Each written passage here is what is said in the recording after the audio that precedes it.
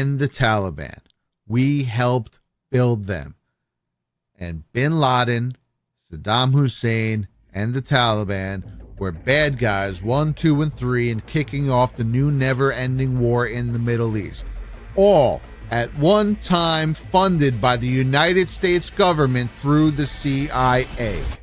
They say the casualties from this one are going to be so much worse. They are ready to go to war. There is a sense of war here at the Pentagon. And thank you very much, John McWethy at the Pentagon. We'll be coming back to you many times in the course of the evening. The question is, go to war with whom?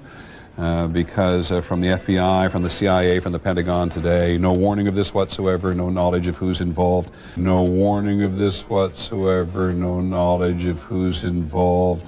The intelligence community for some time has been warning. The U.S. State Department put out a worldwide caution. The administration recently released a warning that they thought Osama bin Laden might strike out against U.S. targets.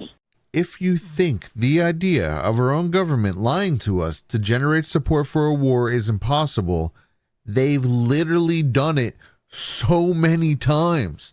President Wilson commissioned an entire council in World War I dedicated to propaganda, which circulated monstrous imagery and invented horrible stories of the German people, all with the sole intention to make American citizens beg him to enter the war.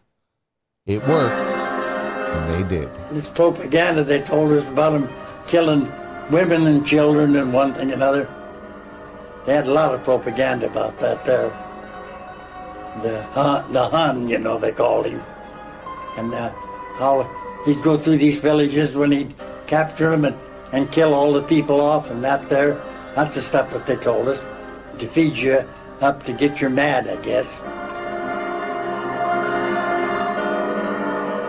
Atrocities alleged to have been committed by the Germans in Belgium were presented in melodramatic form. The evil Germans threw the babies on the floor and left them to die. We'll flash back to this in a moment.